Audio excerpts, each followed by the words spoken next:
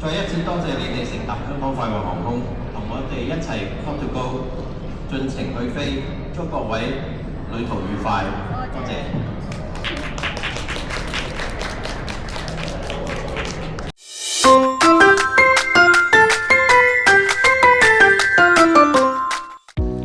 Hello， 我係做媽。喺2025年嘅時候，我就同做媽坐 Hong Kong Express 嘅首航去仙台。我哋一落到機呢，就被仙台當地嘅電視台採訪，不過真係唔知可以點樣揾翻俾人訪問嗰條片。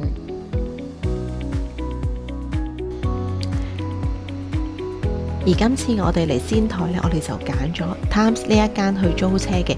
咁多日我哋都係會自己揸車，因為仙台呢真係比較大啊，景點亦都好多，所以自己揸車呢就方便啲啦。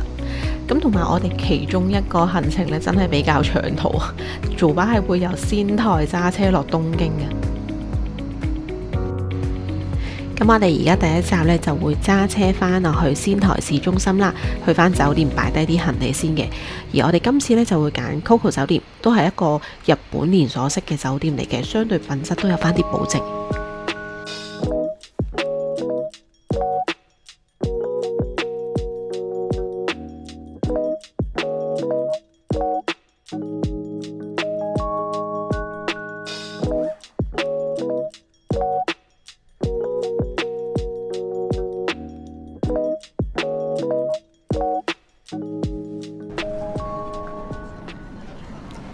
嚟到仙台，我哋第一餐啦，我哋就揀翻仙台最出名嘅牛舌。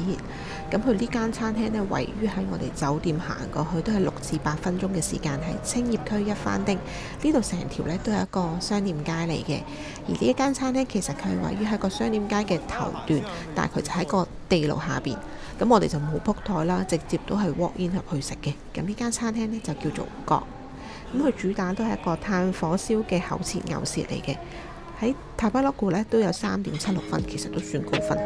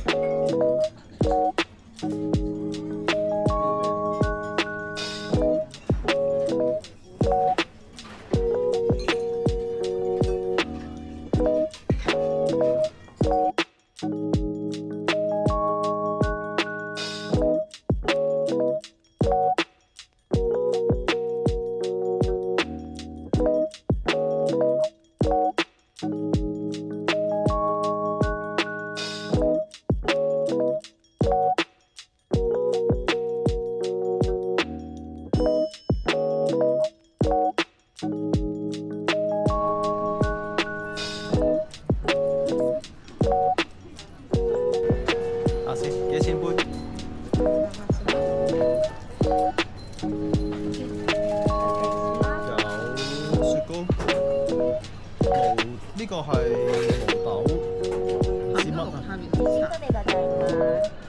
毛豆嘅飲品，有珍珠。而宵夜我哋就揾咗一間喺仙台站附近一間爐端燒，佢係一啲上樓嘅餐廳嚟嘅。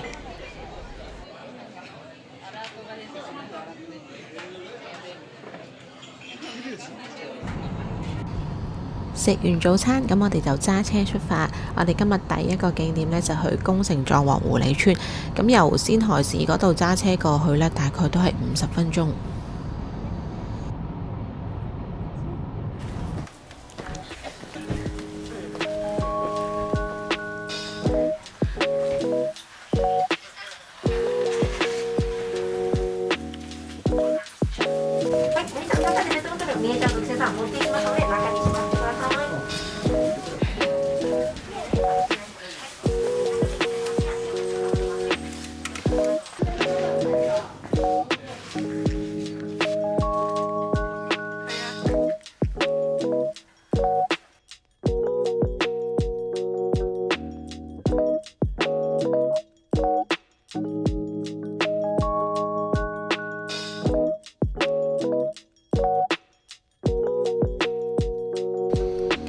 喺場入邊呢，佢跨住咗一個位，係一個餵食區嚟嘅。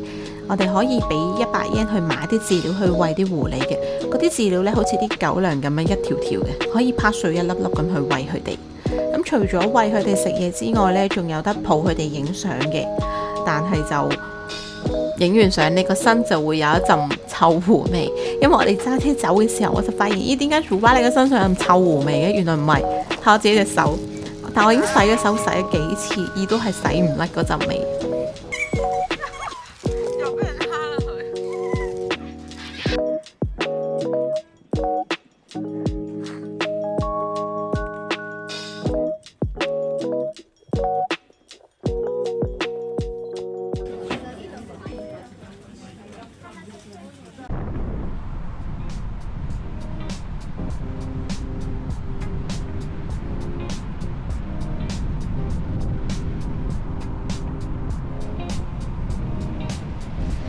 玩完狐狸村之後啦，咁我哋就揸車返落仙台市中心，一樣都係去返商店街，因為商店街嗰度好長嘅。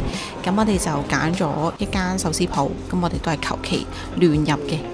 咁我哋入去都係試幾件，跟住再去其他餐廳再試。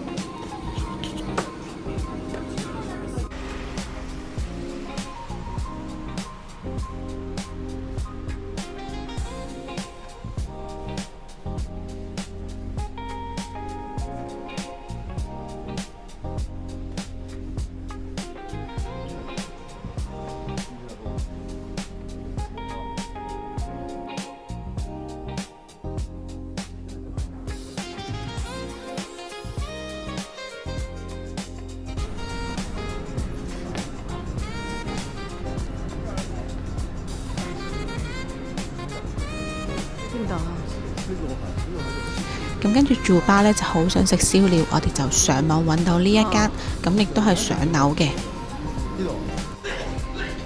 但係入到去呢係非常之焗啊，係密室咁去燒炭啊，但係啲嘢呢係好好食。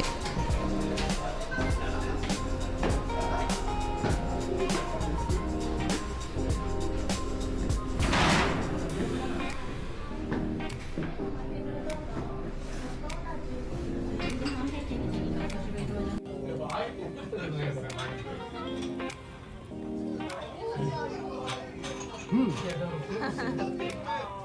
係講笑，好香。